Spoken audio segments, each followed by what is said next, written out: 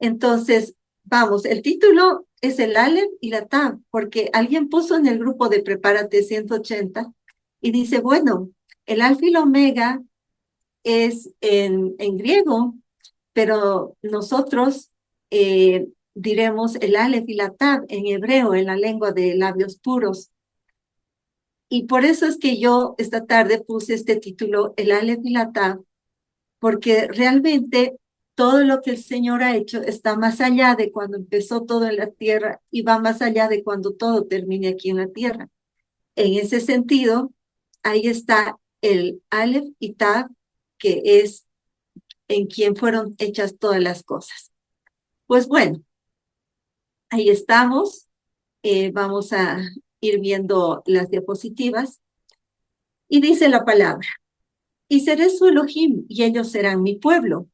Porque hallando falta en ellos, dice, he aquí vienen días, dice Yahweh, cuando estableceré un pacto renovado me encantó esta manera de que lo pusieron, Aleph, casa de Israel, y con la Aleph, casa de Yahudá, de Judá. No según el pacto que establecí con sus padres en el día que los tomé de las manos para guiarlos fuera de Egipto, porque no permanecieron en mi pacto y los menosprecié, dice Yahweh. Porque este es el pacto que estableceré con la casa de Israel después de aquellos días. Pondré la Torah en sus mentes y la escribiré en sus corazones, y seré su Elohim, y ellos serán mi pueblo. Y ya ninguno enseñará a su vecino, ni ninguno a su hermano, diciendo, conoce a Aleph, Tav, Yahweh, porque todos me conocerán desde el menor hasta el mayor, porque seré misericordioso con sus injusticias y no recordaré nunca más ni sus pecados ni sus obras en contra de la Torah.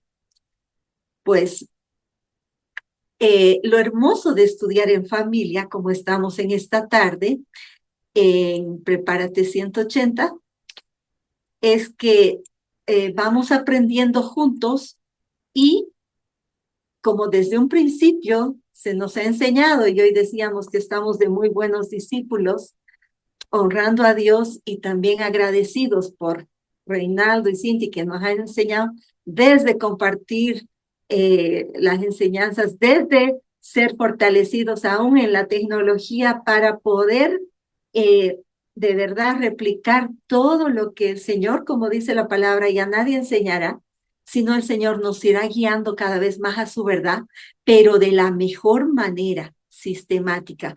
Porque antes teníamos un aprendizaje temático, es muy bonito, podemos tomar temas muy lindos, pero lo que queremos es de verdad ir en forma sistemática. Y tenemos el anhelo, y nos fue anunciado por Reinaldo, que luego se iniciaría ya la enseñanza desde Génesis verso por verso.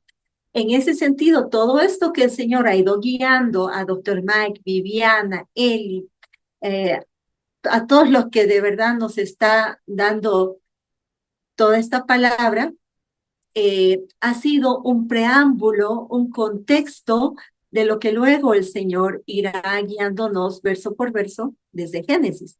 Así que como estamos de esa manera sistemática, lo que quise hacer es recordar varias intervenciones anteriores, como ser esta que fue compartida por Viviana el anterior Shabbat, donde dice, en el principio creó Dios los cielos y la tierra.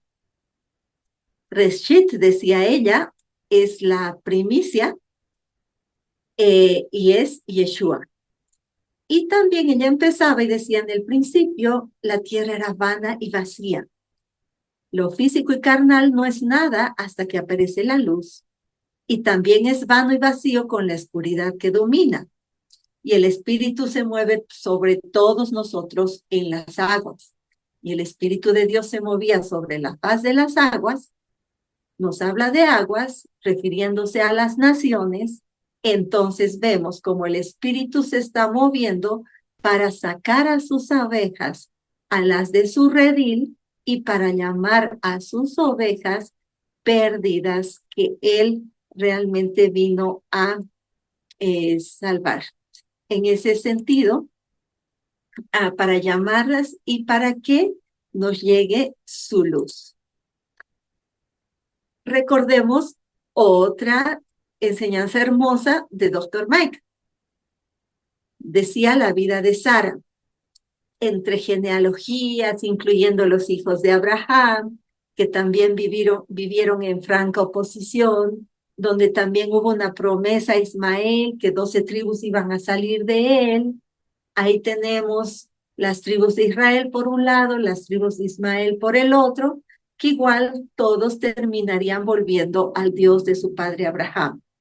Entonces, si bien había cierto sentir, decía él, de que a veces nosotros estamos muy dispuestos para orar por unos en el mundo, puede ser por las tribus de Israel, por la unión de las dos casas, no nos olvidemos de orar por las tribus de Ismael también, para que todos vuelvan al Dios y Padre de su padre Abraham y todos estemos ahí en él. Entonces, pensemos cómo ve el Mesías esto cuando nosotros nos movemos en el mundo viendo a unos de una manera y a otros de otra, porque a veces en el mundo podemos ver, y nos pasaba mucho cuando estábamos a veces en la iglesia, a los de nuestra iglesia veíamos muy bien y a los otros decíamos, bueno, pero sí, vamos a orar, pero bueno, si alguien de la iglesia nos pide, oremos, hermanos, todos inmediatamente. Entonces nos exhortaba que veamos al mundo con una visión diferente, cómo vería Yeshua, ¿no? Y dice en Mateo 5, 44 al 48, pero yo les digo, amen a sus enemigos y oren por los que les persiguen más bien, de modo que sean hijos de su Padre que está en los cielos, porque Él hace salir su sol sobre malos y buenos. Y de eso se va a tratar un poco esta tarde. Él hace salir el sol sobre malos y buenos y hace llover sobre justos e injustos. Porque si solo aman a los que les aman, ¿qué recompensa tendrán? ¿No hacen lo mismo también los publicanos? Y si saludan solamente a sus hermanos, ¿qué hacen de más? ¿No hacen eso mismo los gentiles? Sean pues ustedes perfectos, como su Padre que está en los cielos es perfecto. En Lucas 6:36 dice, sean misericordiosos, como también su Padre es misericordioso. Entonces, bueno, viendo desde el principio para ir uniendo en esta forma sistemática, empezamos de esa tierra que era vana, estaba vacía, que eso físico y carnal no era nada hasta que vino la luz, vino la palabra de Dios. Y realmente Yeshua es esa palabra de Dios. En él fueron hechas todas las cosas y empezaron a tomar vida. Por eso es que no tomamos a ese Yeshua solo en forma de hombre, sino esa presencia de Dios, esa presencia maravillosa de Dios en el espíritu moviéndose sobre las aguas, sobre las naciones, Yeshua moviéndose sobre cada uno de nosotros donde estamos y vamos viendo que empieza la vida, pasamos a Adán, Noé, llega Abraham, las tribus, vienen tribus de Israel, de Ismael, y Dios dice, ámense, oren por aquellos que no les pareciera si sí o si no, porque yo soy un Dios que sobre todo esto que les estoy mostrando desde el principio, cuando ven iluminarse la tierra con esa luz del Señor, sobre todo yo hago llover y hago salir el sol. Qué hermoso. Y sean misericordiosos como también su Padre es misericordioso. Entonces vamos a ver con esa misericordia también todo lo que ha ido sucediendo en la historia. Ya les estoy dando un pequeño adelanto que realmente yo me apasiona bastante por la historia. Bueno, les había comentado dentro de los comentarios después de la reunión del anterior Shabbat que en Éxodo 33 se revela un misterio de qué manera nuestro Dios, ese Dios de justicia, puede reflejar su atributo de misericordia y compasión. Moisés le pide en Éxodo 33, muéstrame el camino si hallé gracia delante de ti. Qué hermoso, a veces hemos tenido un concepto muy pequeño de la gracia. Es más grande si hallamos gracia, Señor, muéstranos el camino. Esa es su verdadera gracia, porque ese camino es Yeshua y ese camino es el único que nos lleva al Padre. Yeshua en ser ese verbo, esa palabra en obediencia, esa palabra cumplida. En esa promesa de la presencia de Dios en la gracia, el Señor tenía un plan tremendo, grande, maravilloso, que no solo involucraba a un pueblo, involucraba el todo, porque Él es el todo en todos. Y como doctor Mike nos decía, oren pues por todo el mundo también. Así se complacería el Señor, que de verdad que Él no quiere que nadie se pierda. Y Él tiene ese plan, que a pesar que el pueblo pecó, que a pesar que los pueblos, las naciones entraron en un pecado impresionante, ese plan del Señor traía la misericordia, compasión, la gracia. Entonces Moisés le afirma los pactos con Abraham, Isaac y Jacob, y por ello le dice el Señor que enviaría delante de Moisés al ángel para que los introduzca a la tierra prometida, pudiendo traducirse ángel como un mediador, porque si alguien de la tierra estando en pecado veía siquiera al Señor, moría inmediatamente. Entonces necesitábamos ese mediador. Todas estas naciones, todos los pueblos, todos necesitamos el mediador, a Yeshua. En Malaquías habla del ángel del pacto que vendría precedido por un mensajero que sería Juan el Bautista.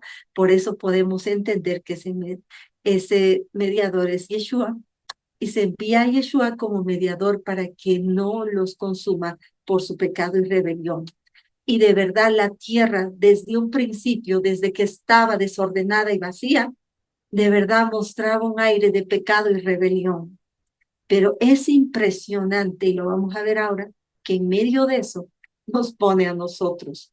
Y a veces son cosas que nos quieren causar hasta depresión, dolor del corazón, tristeza, sentimientos encontrados, cuando encontramos un mar de pecado y rebelión alrededor nuestro y que nosotros queremos exhortar, decir, hablar, y en lugar así de ponerse en la corriente, nos viene como una ola ese mar de pecado y rebelión y nos quiere voltear.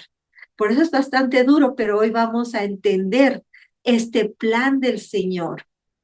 Me encantó la oración de hoy. Siempre doy gracias a Dios por la vida de Emiliano, que tiene un corazón sensible al Señor y que de verdad el Señor le da enseñanza cada día, que le da este tiempo de reflexión y oración.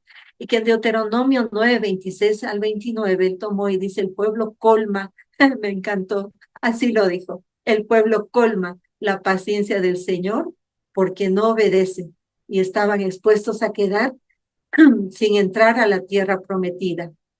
A veces también nosotros tratamos de invalidar lo que Dios ha prometido a nuestras vidas.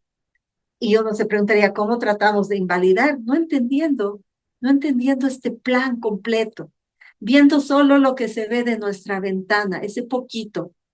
Pero cuando entendamos el plan completo y que sobre ese plan está la grandeza de Dios, ahí nunca más trataremos de invalidar la validez de esa verdad que venía en esa luz de Yeshua a la humanidad. Y ahí está la oración de Moisés, dice, Señor Dios, como la dijo él, no destruyas a tu pueblo, a tu heredad que has rescatado por tu grandeza, al cual sacaste de Egipto con mano poderosa. Como ya lo hemos escuchado, Emiliano, voy a pasar esta diapositiva porque vamos a entrar a ver qué pasaba con el Egipto y con todo lo que rodeaba justamente al pueblo de Dios que viene hasta nosotros hasta el día de hoy. Para ello, vamos a ir un poco más allá.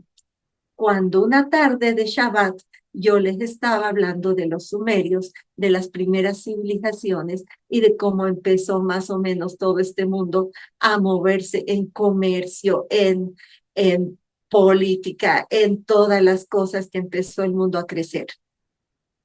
Desarrollaron una civilización tan avanzada estos sumerios, pero llena de mitos, tradiciones que hasta hoy llegan con una influencia que a veces nos quieren incluso lastimar. Vimos en ese tiempo una leyenda de la sacerdotisa de la diosa Inanna, porque eran pueblos muy paganos, idólatras, y ya nos estamos dando cuenta de la calidad de todo lo que nos rodeaba, donde el hijo de estas sacerdotisas, este Sargón, viene a ser copero de un reino, y les conté esta historia tan interesante que si alguien se soñó que iba a ser rey, y no va y le cuenta al rey que estaba vivo y que él se soñó que iba a reinar en lugar de él. Este, este rey, al enterarse de eso, agarra una tablilla, le da y le dice, no leas, lleva a tal persona, que en la tablilla decía, cuando recibas este mensaje, mata al que te entregue esta tablilla. Los propósitos de Dios, la voluntad de Dios está dada en ese su plan perfecto. Y aunque el mundo quiera arremeter con toda la maldad al punto de esto, si al Señor no le place, va a hacer cosas tan maravillosas que de verdad, como esta que cuando llegó con la tablilla estaba rota, el que tenía que recibir el mensaje no lo recibió y no lo mató. Entonces la historia acaba en que se salva esta vida y este Sargón, que era semita, se convierte no en un rey cualquiera, sino en Sargón I de Akkad, que construye un imperio que incluye a todas las ciudades sumerias, que incluso se expandió hasta Siria y que la tradición le atribuye incluso a la fundación de la ciudad de Akkad, muy cerca donde se fundaría Babilonia, y que poco a poco empieza a avanzar todo eso y se llega a Babilonia. Y ahí habíamos terminado. Esta foto que les muestro es justamente tomada desde mi ventana.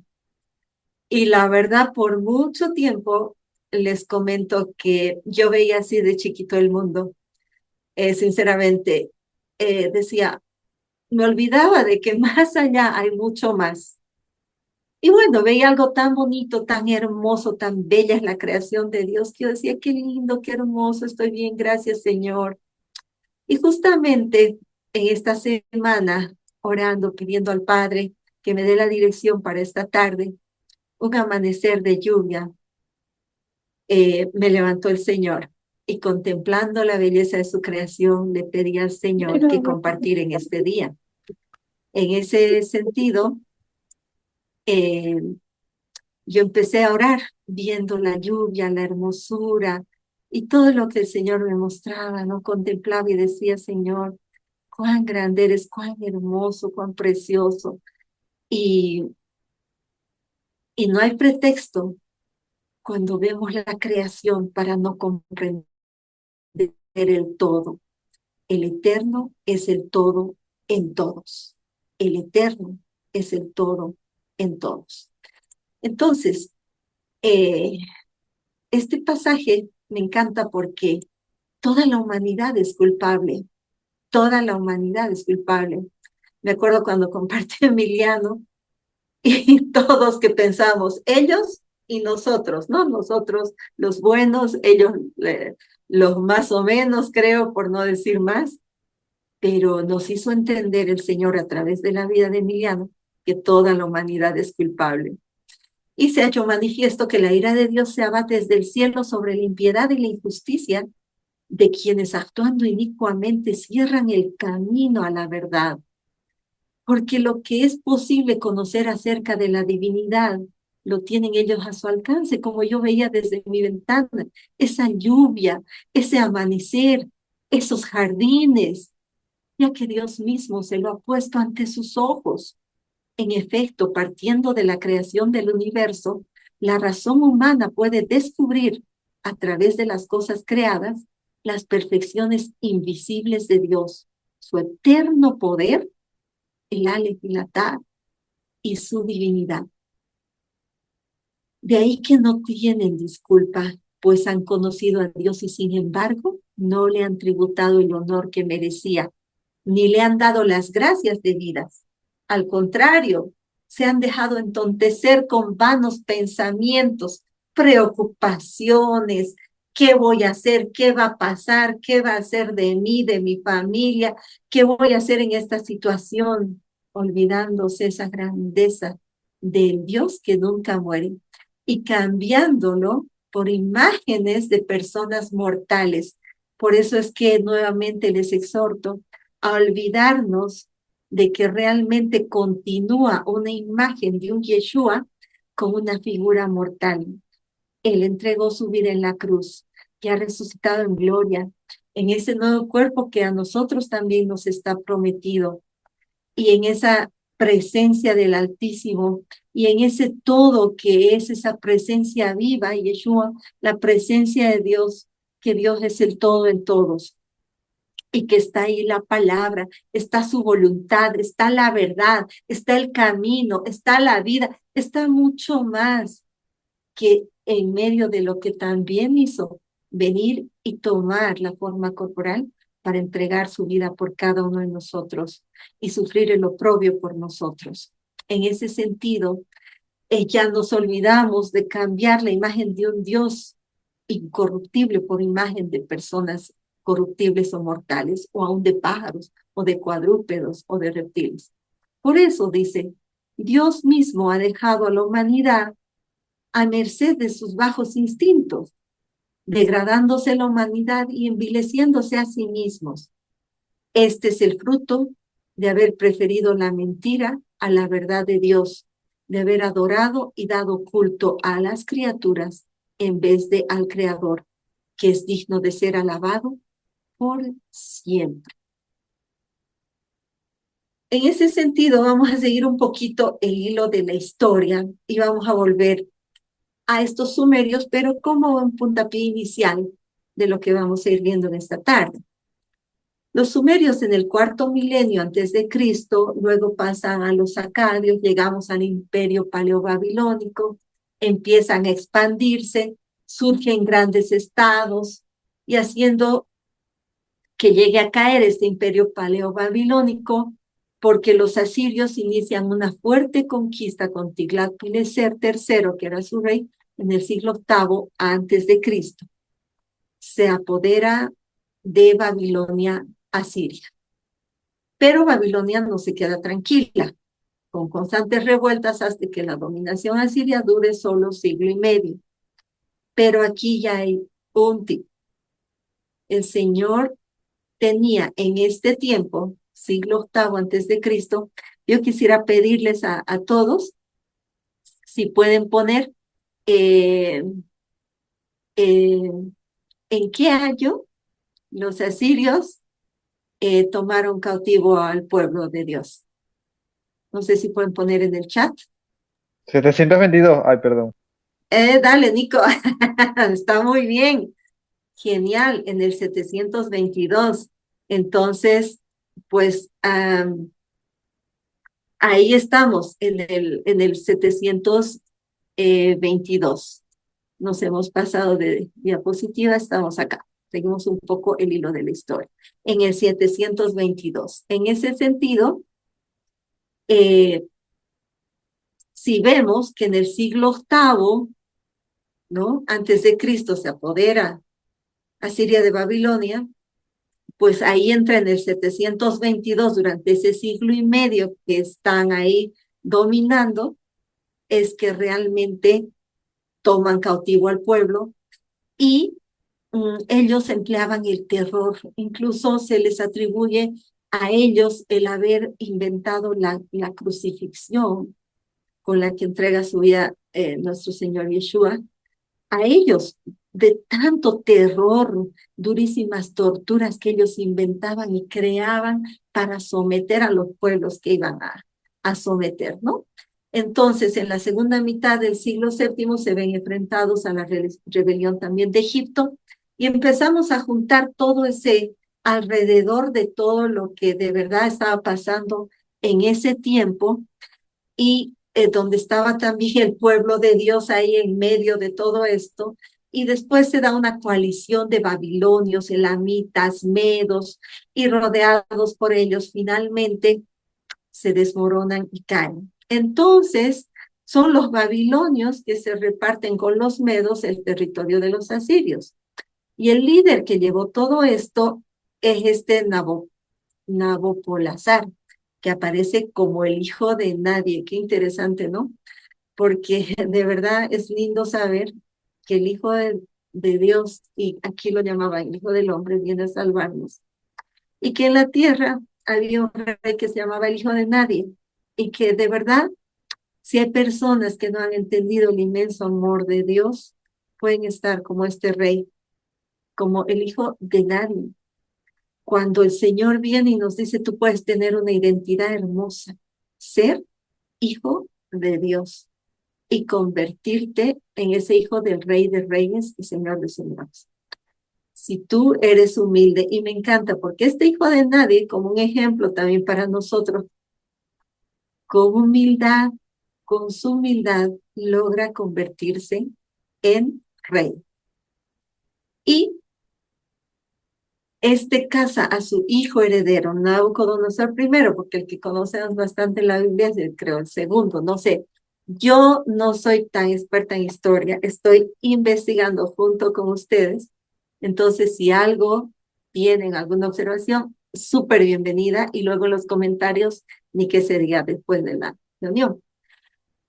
Casó a su hijo heredero Nabucodonosor con una hija de los medos amitis, seminómada, quien se había criado en los campos. Es bien interesante porque seguramente todos sabemos de estos famosos jardines colgantes y esa naturaleza que se ve acá en la imagen, que se hicieron en Babilonia. Pero lo que yo no sabía, no sé, tal vez alguno de ustedes sí, que esta seminómada que se había criado en los campos, apreciando la creación de la que, de la que hemos leído en Romanos 1, viendo esa belleza de la creación del Eterno, ella parece la que le pide que hagan esos fantásticos jardines de Babilonia para recordar las montañas, bosques, valles y arroyos. Por eso es que tenían que ser así elevados, porque ella en ese pedido decía que quería recordar montañas, jardines elevados, como ella veía en los campos y en Babilonia, que era una ciudad construida, que según dice en las fuentes que se puede investigar, sus calles tenían asfalto, eran asfaltadas, y ellos usaban la mezcla y el ladrillo cocido para hacer sus edificaciones.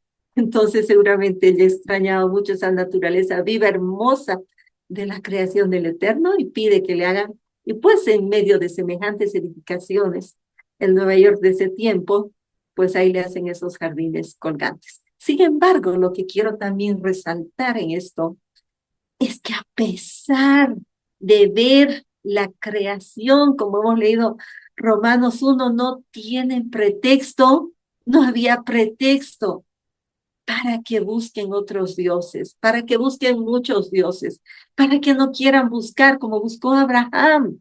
Tiene que haber alguien puro, santo, que ha hecho toda esta maravilla y que su bondad se siente fluir en medio de la tierra por su espíritu. No buscaban, no buscaban, se quedaban conformándose y mezclando la hermosa creación en edificios inmensos construidos por su propio esfuerzo, por materiales de verdad tan terrenales, tan de la tierra, que bueno, aunque no crean, si ustedes contemplan, pues ahí es lo que vemos desde nuestras ventanas también.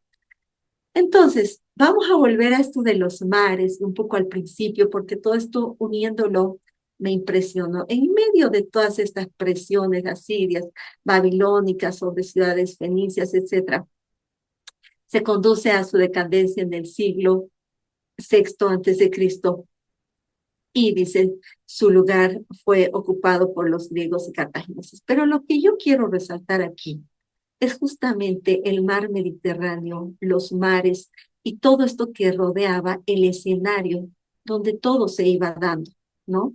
Aquí ya vemos esta parte de España, y ténganlo en cuenta porque al final vamos a ir viendo por qué de verdad tanto también querían llegar a toda esta parte que es España, Europa, vemos Asia, y nosotros decimos, el Señor le promete a Abraham, mi pueblo será esparcido por todas las naciones.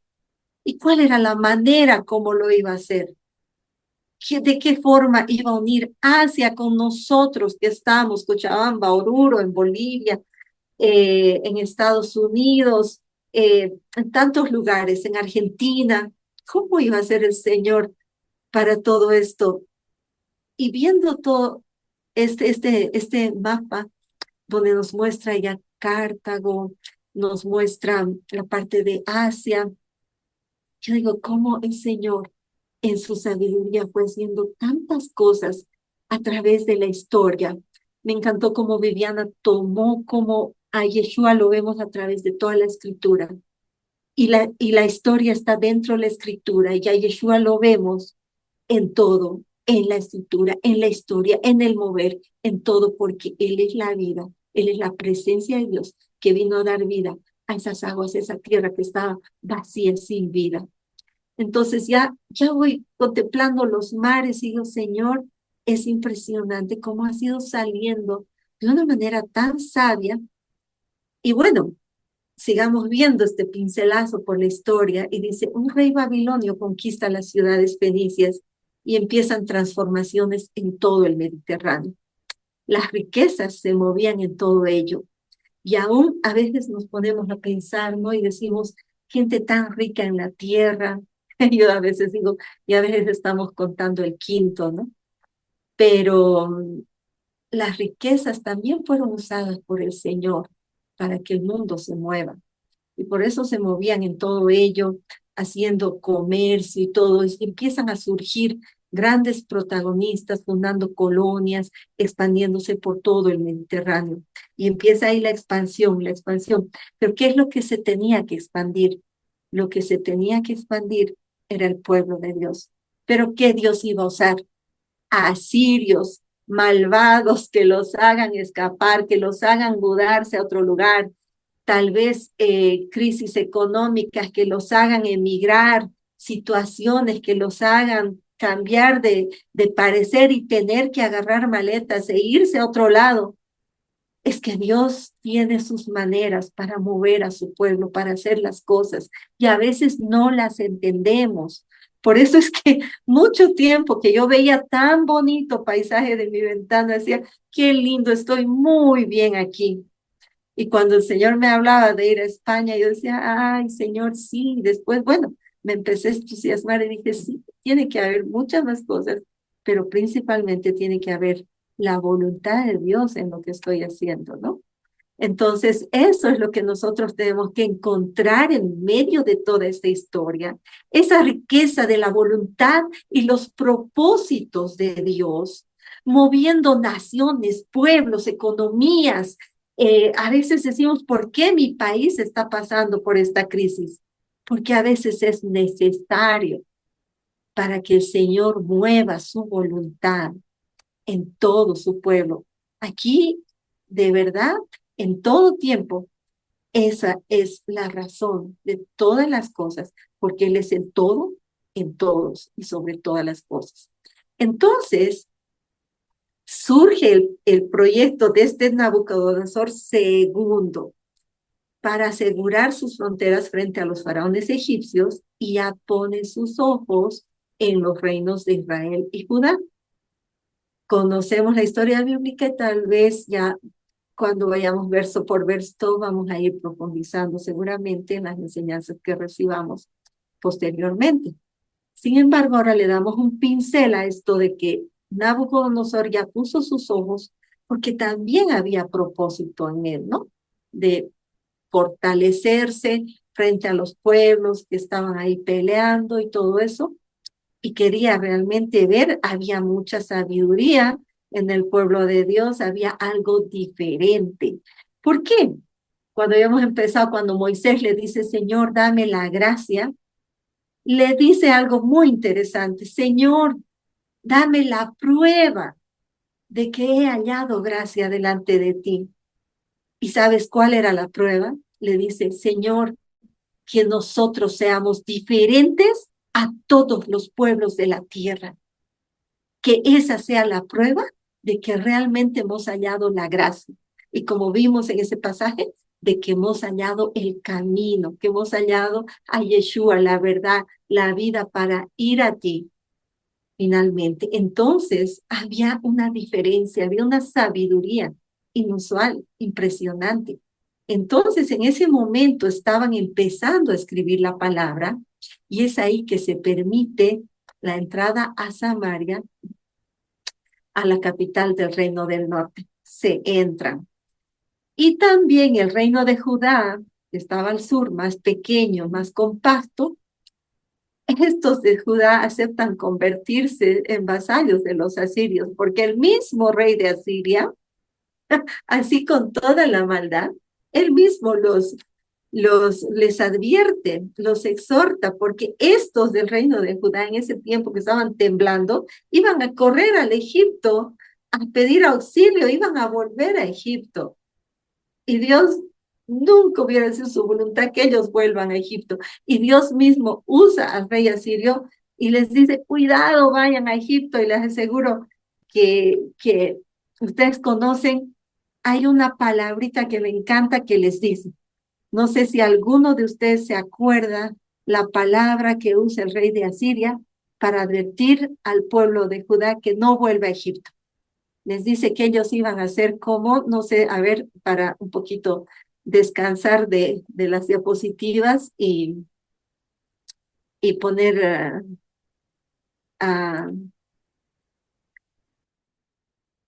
no sé si pueden poner en el chat o alguien decir, usa una palabra el Señor que está en la Biblia, porque si el pueblo quería volver a Egipto escapando y, y dicen, no, antes que nos agarren y que nos lleven cautivos los asirios, porque claro, se enteraron, ¿no? De la maldad que había, y el Señor usa una palabra que de verdad me encanta y que nosotros también, y yo les animo a que la tomemos en cuenta, porque muchas veces por volver atrás nos podemos encontrar con lo mismo, que es lo que el Señor les dijo. No sé quién se acuerda.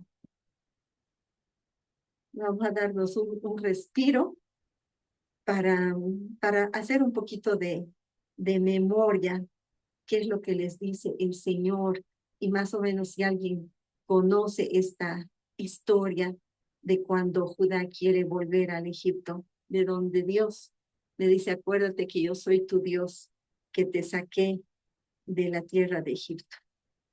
No sé si ustedes se acuerdan qué es lo que estaba pasando en ese momento. Pueden poner micrófonos que no están con mute, pueden hablar para que un poquito nos refresquemos. Eh,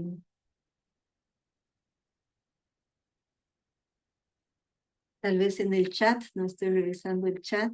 Vamos a ver un poquito. No, está solo la respuesta de Nico en el año. Esto está, si alguien quiere buscar en su Biblia, Segunda de Reyes 18:21. Y si alguien quiere buscarlo y leerlo, yo les voy a súper agradecer.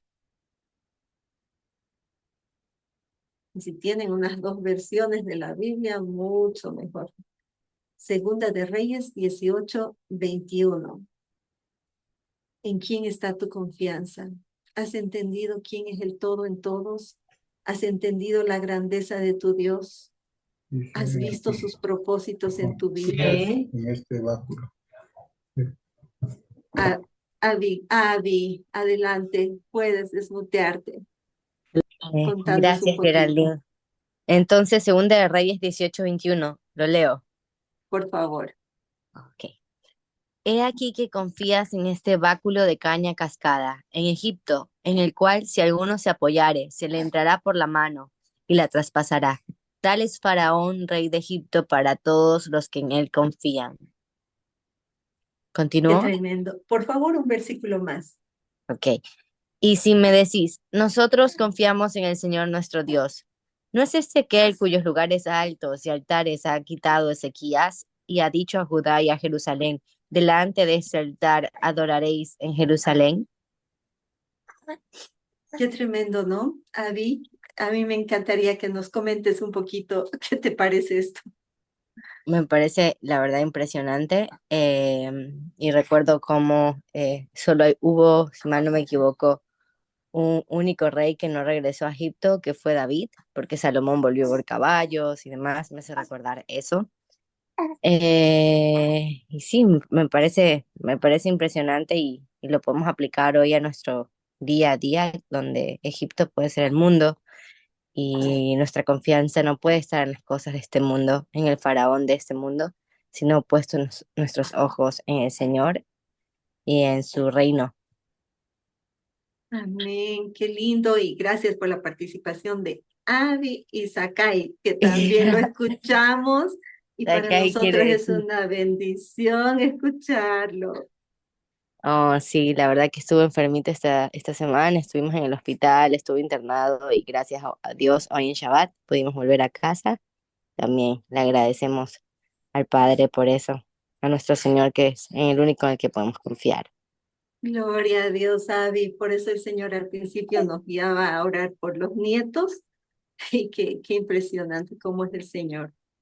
Así que Amén. bueno, gloria a Dios y es una bendición escucharlos a los dos. Gracias, Gracias, Avi. Lili. Gracias. Entonces, bueno, volvemos a la presentación, ya vamos eh, terminando. Y a mí me impresiona lo de la caña cascada, que si nosotros nos apoyamos, se nos va a entrar, es como un palo tajado, que se nos va a entrar a la mano y nos vamos a clavar y nos vamos a hacer un tal daño nosotros mismos, ¿no? Porque no nos va a hacer daño el mundo, no nos va a hacer daño Faraón, el Egipto. Nosotros nos vamos a ir a hacer daño si volvemos al mundo. Nosotros vamos a ir a poner la mano en ese filo para que se nos clave y nos quiera destrozar. Por eso es que de verdad en esta tarde te animo a levantar tu mirada al Altísimo, como decía, a confiar solo en el Eterno. Pues bueno, seguimos compartiendo la presentación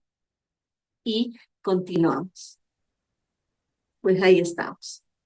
Entonces, ahí vimos que estaban empezando el reino de Judá pequeño y quiere pedir, pero el rey de Asiria les advierte, les dice no vuelvan. Entonces hacen un trato y le dicen, ok, vamos a hacer como sus vasallos, no importa, les vamos a pagar impuestos, todo lo que nos pidan, pero igual cae en el año 587, como hemos aprendido en el curso básico, es conquistado y sus élites son llevadas a Babilonia. Pues nada, seguimos con la presentación y bueno, no nos hemos pasado mucho. Vamos a ir con la que estamos. Bueno, la siguiente es esta. El cautiverio en Babilonia tiene propósitos impresionantes. De verdad que cuando yo vi esto, yo me impresioné. ¿Por qué?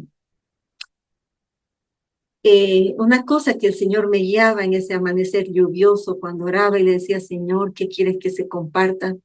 No se olviden. Y está de verdad acá. Tengo mi agenda donde empecé a apuntar ese día. Dice, no se salgan del Shema, no se olviden. Avi nos aclaró el anterior Shabbat también que el Shema tiene un significado de unidad. Es uno, nuestro Dios es uno. Esa unidad, y vamos a ver al final hay una diapositiva con un versículo donde entendemos eso. Entonces, pero algo que de verdad ponía fuertemente en mi corazón, nunca se salgan de lo que es el Shema. Oye Israel, tu Dios uno es. Y este cautiverio en Babilonia tiene estos propósitos impresionantes, con la nota que Nabucodonosor daba un trato especial al rey de Judá, Joacim, y a la gran cantidad de artesanos y gente altamente calificada, pudiendo mantener su identidad cultural, les dejaron mantener su identidad cultural. Sin embargo, también, por otro lado, por orden de Nabucodonosor, la gente de trabajo queda en Judá y se permite la entrada de filisteos, cananeos, incluso griegos, para romper la homogeneidad que había en el pueblo de ese territorio con el fin de que se mezclen. Y de verdad, una de las cosas que hemos aprendido fuertemente en todos estos años, lo dura y lo tremendo que es la mezcla. Lo que el Señor nos exhorta a salir de la mezcla, dejar la mezcla y entrar a la leche pura no adulterada, a la pureza de la santidad y a la pureza de la palabra. Pues bueno, acá seguimos. Al contrario de lo que hicieron los asirios, los que estuvieron en Babilonia deportados pudieron vivir porque los asirios con su terrible dureza los hicieron escapar. Ahí empiezan las 10 tribus a perderse por todo lado. Y también eso estaba dentro de la voluntad y los planes del Señor. Entonces, los que estuvieron en Babilonia deportados pudieron vivir junto a la gente de la gran ciudad, ser comandados por sus reyes y formar un grupo muy homogéneo, manteniendo su lengua, cultura, creencia, tradiciones, y no solo manteniéndolas, sino desarrollándolas. parte de las escrituras pudieron haber sido escritas en Babilonia, y esto lleva a que aún los babilonios entiendan el monoteísmo, porque los babilonios eran pues politeístas, tenían tantos dioses, ¿no? Y ese sigurat que construyen esa edificación que se asemeja y se la compara y de hecho se la pone con la torre de Babel, ¿no? Ahí pensaban ellos que sus dioses bajaban, incluso tenían imágenes, ellos pensaban que sus dioses cuando bajaban a ese lugar tomaban una forma corporal, ¿no? Y podían tener esa relación con ellos. ¿No? Pero sin embargo, cuando ven los babilonios que el pueblo de Dios decía, tenemos un solo Dios, entonces empezaron a entender el monoteísmo y lo que hicieron era desarrollar este monoteísmo en honor de su dios Marduk, que sería, según ellos, el único Dios de la tierra, según ellos, teniendo incluso la idea de que Babilonia era la pujanza de los cielos, o sea, imagínense de dónde obviamente nos dice el Señor que salgamos, ¿no?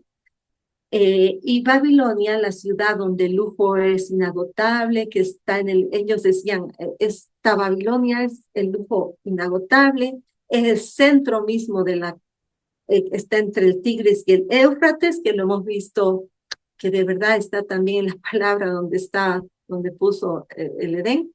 En el centro mismo del mundo, decían ellos decían, estamos en el centro del mundo, y ahí se encontraba Babilonia, que ellos decían que unía el cielo y el mundo inferior, y la llamaban la ciudad santa, entre comillas, con su gigantesco zigurat, que es la torre que les decía donde bajaban sus dioses, hecha por el recordado Sargón, del que hemos contado la historia y que llega a ser realmente el rey de los sumerios y termina fundando todo esto. Sin embargo, este zigurat fue destruido, nada de lo terrenal va a quedar, el Señor ya lo ha dicho, y quisieron también reconstruir y levantarlo a una altura mayor, recordándonos a la Torre de Babel. Aparentemente también echaron ojo en el pueblo de Israel para justamente tener gente capacitada para hacer todas estas cosas. Pero finalmente, como todo, cayó. Y en ese sentido, persas, árabes, turcos, todos acechan Babilonia y jamás vuelve a ser independiente. Bueno, continuamos. He querido poner esto porque de verdad, como estamos dando un pantallazo a lo que es la historia, ¿no? Entonces vemos en los años cómo ha ido aconteciendo y se ha ido dando, ¿no? Por ejemplo, la escritura, porque justamente empieza en los sumerios la escritura y va yendo así en el curso de la historia, muchos hechos, el Egipto, las civilizaciones, todo lo que hemos ido hablando, pero aquí quiero llegar un poquito a lo que es la fundación de Roma con Rómulo y Remo, ¿no? Que según la mitología romana fue fundada con Rómulo y Remo en la provincia de Lacio y que estos dos hermanitos fueron lanzados en una cesta por un río hasta llegar a ser criados por una loba, que vamos a aprender con Reinaldo, el lobo en contra del cordero, ¿no? En el año 753 es la fundación de Roma, pero lo interesante, porque estaba queriendo encontrar qué viene después, ¿no? De Babilonia, sabemos que vienen los griegos y todo eso, ¿no? Toda esa sabiduría griega. Y llegamos a Roma y yo digo, es otro propósito y voluntad de Dios en el mundo, porque Él es el todo en todo, y su plan abarca todo. Es otro propósito de crear Roma y de que Roma se levante. Y algo que me llamó la atención al conocer todo esto de Roma, si bien es fundada en el año 753, pero cuando se levanta como república con esa fuerza que de verdad se vuelve un imperio que donde entraba conquistaba. De hecho, ahora estamos con una película mundialmente, Gladiador 2, que justamente al verla y tal vez en otros comentarios compartiremos todas las cosas que se ven. Era tan fuerte este imperio, pero esa fuerza empieza exactamente alrededor de 500 años antes de la llegada de nuestro Mesías a dar su vida por nosotros a la tierra. En 500 años Dios prepara un imperio, lo fortalece, lo hace crecer, le hace llenar tantas regiones de Europa, España, lo que es ahora Portugal, es impresionante. Y se da un montón de cosas en esos 500 años antes de Cristo, hasta que luego, dice acá, hay guerras, etcétera, por el Mediterráneo y todo lo que hemos visto, ¿no? El mar, las naciones, cómo se empiezan a mover, a expandir, todo eso, hasta que estos vikingos que vemos aquí se empiezan a entrar a Roma, se empiezan a mezclar y cae Roma en el año 476, vale decir casi 500 años después del Mesías. Es una de las cosas que de verdad nunca la olvido y nunca dejo de pensar cómo preparó un escenario tan impresionante el Señor para la venida del Mesías. Aquí vemos en el cuadro que de verdad es entregar su vida por nosotros y todo el plan de Dios se iba a dar en esta parte con estos protagonistas y cómo Dios levanta un imperio que era invencible, o sea, no podía ser natural lo que pasaba. Era voluntad del Altísimo que prepare, que ponga fuerza, que entren y arrasen en la tierra, porque no había otra cosa, otra explicación para tanta fuerza y tanto poderío. Entonces, entre guerras de Grecia y persas por el control de islas, mares y tierras, ahí surge Roma, por tremenda fuerza conquistando a Hispania poco a poco hasta tomar la península. Roma absorbe todo y lo que quedaba de los reinos helenísticos fue desapareciendo, se absorbe, se toma toda esa sabiduría griega, la toma, la adopta, agarra todo. Y lo único que se mantuvo fue Egipto. Roma toma grandes cantidades de territorio, eran invencibles hasta el año 44 antes de Cristo, donde hay una tercera guerra civil, se unen Egipto, ellos mismos, ahí viene la historia de Cleopatra, y poco a poco van ganando terreno, incluso llegando hasta Londres, hasta Inglaterra. Y ahí es cuando viene el Mesías, nuestro Salvador, en ese escenario, en medio de todo este escenario, para dar su vida por nosotros. Colosenses 17 dice, la palabra España. ¿Por qué he tomado esta versión de la palabra España? Porque de verdad estoy un poco temando con España, porque mi pregunta final era, ¿cómo llegó a mí todo esto? Yo soy de Oruro, nuestra familia Salcedo también, somos amigos, la visita, somos mucha gente de Oruro. Decía, hasta Oruro, hasta ese lugar llegó tu evangelio, llegó tu amor hablando mi corazón. ¿Cómo ha podido llegar hasta allá? Como algo que ha sucedido mares al otro lado, infranqueables para nosotros.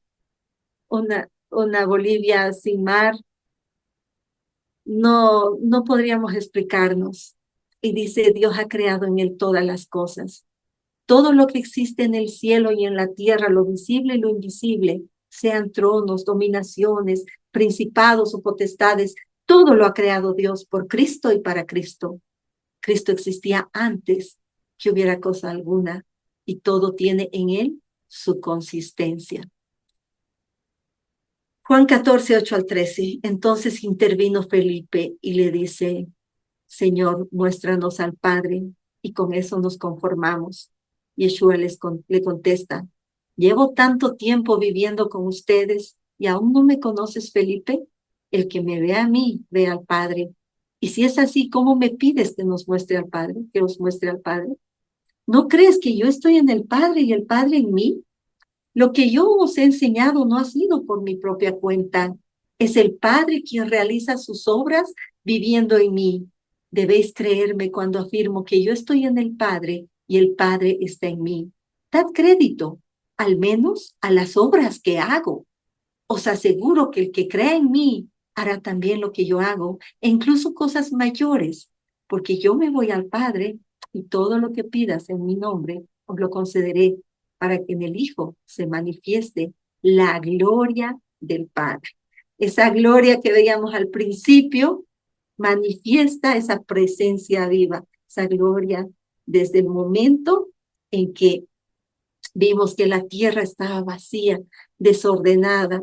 Fuimos viendo la historia poco a poco, cómo esa tierra vacía, desordenada, vino en la historia, civilizaciones, cosas grandes que Dios empieza a hacer, a dar fuerza, a levantar, a dar la vida, a mover naciones, comercios, mares, y todo eso se mueve por esa sola voluntad del Padre que llega a tu vida para que Yeshua venga en todo ese escenario y diga, he venido a buscar a mis ovejas perdidas de la casa de Israel.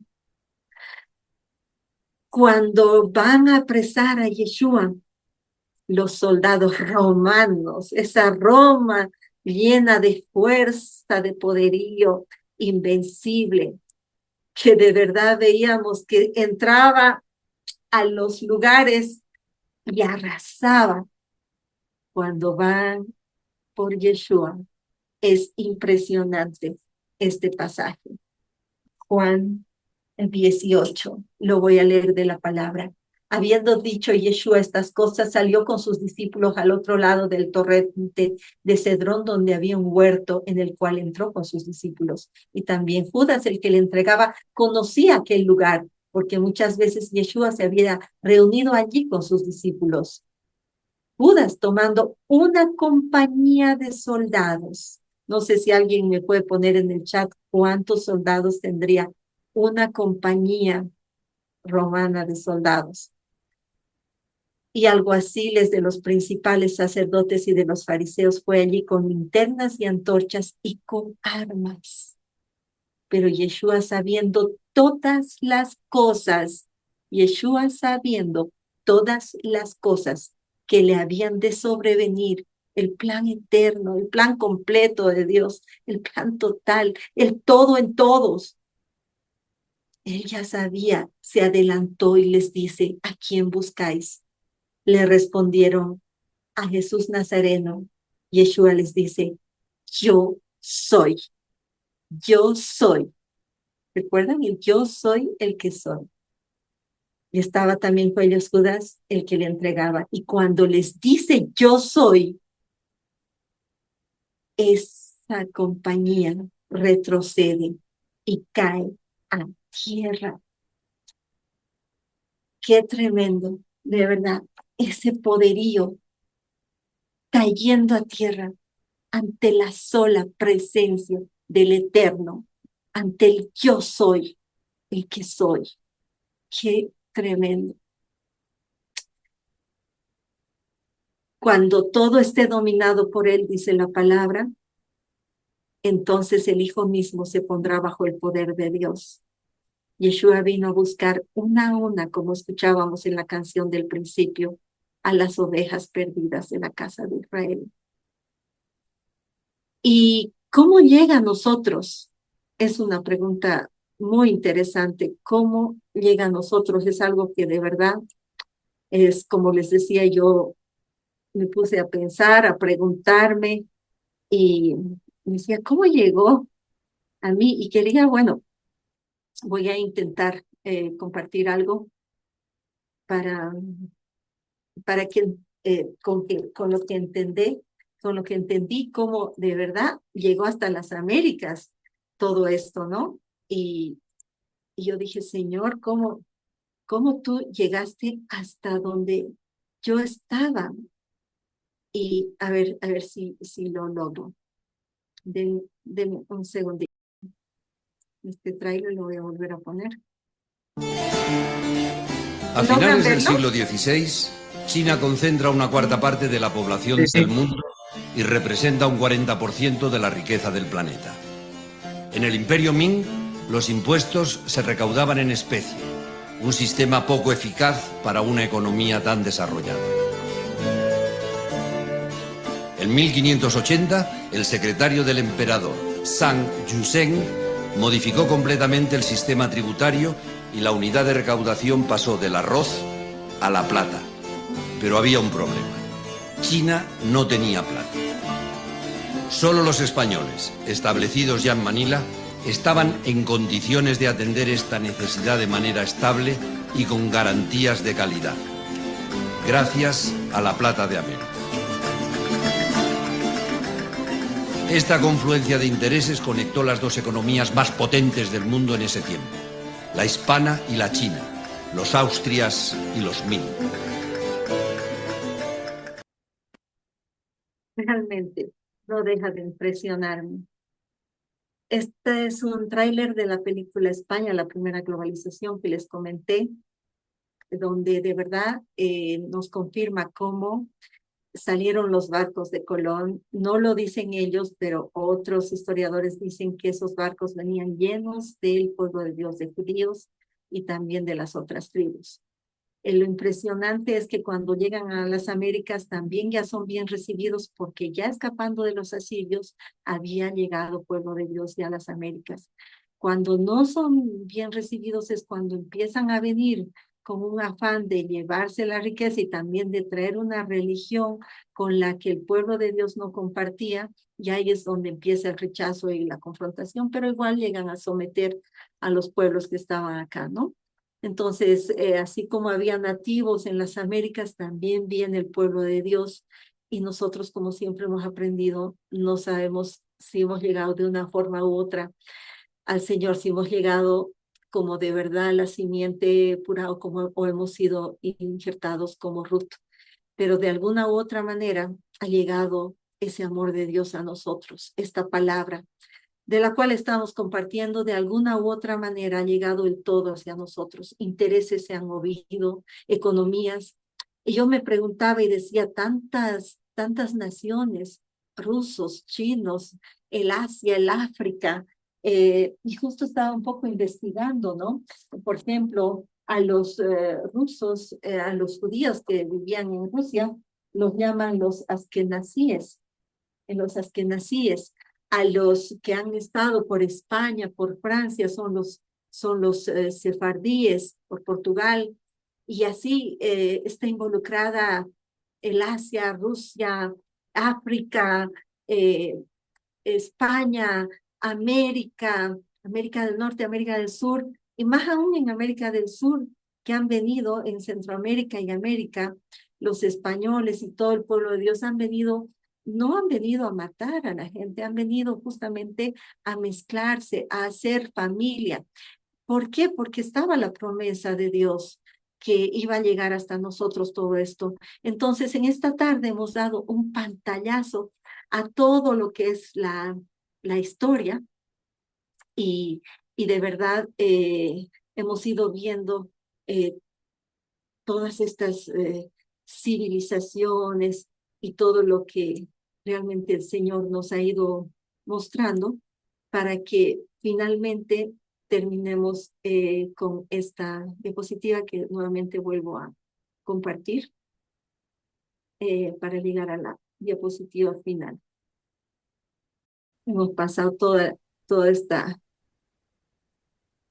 pincelada de la historia hasta llegar a este versículo que dice, cuando esté todo dominado por él, entonces el Hijo mismo se pondrá bajo el poder de Dios, quien puso todo bajo el poder de Cristo para que Dios tenga el control absoluto de todo. Esa es la versión Biblia la Palabra de España.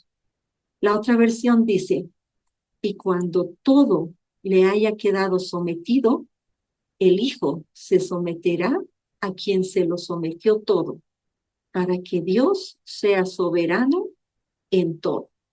Y finalmente rescato esta versión que dice, entonces, cuando todas las cosas estén bajo su autoridad, el Hijo se pondrá a sí mismo bajo la autoridad de Dios, para que Dios, quien le dio a su Hijo la autoridad sobre todas las cosas, sea completamente supremo sobre todas las cosas en todas partes.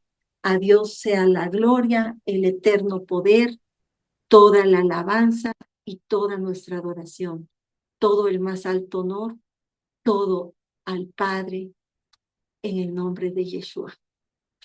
Aquí concluye esta tarde de este paseo por todo ese plan y ese propósito de Dios. Y le voy a pedir a Emiliano que pueda cerrar la reunión orando y agradeciendo al Padre por haber ensanchado nuestra visión y saber que Él es el Dios grande, verdadero, todopoderoso, único, en quien de verdad está toda nuestra confianza, nuestra esperanza, nuestra vida misma, y Él sea el todo en todos nosotros. Adelante, Emiliano. Amén.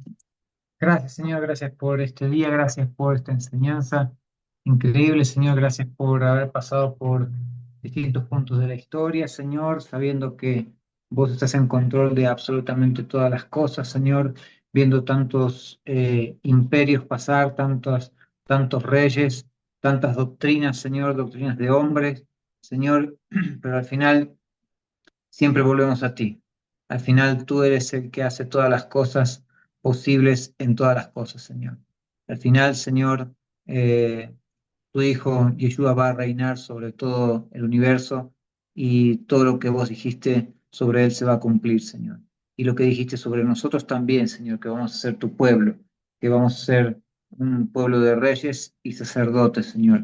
Gracias por la vida de Geraldine, gracias por habernos instruido, Señor, por habernos enseñado, por habernos dado tanta luz acerca de tantas cosas, Señor, pasando a través de la historia, Señor. Gracias te damos por su vida, Señor, y gracias por haber preparado diligentemente esta reunión para que aprendamos más de ti día a día. En el nombre de Yeshua, amén y amén.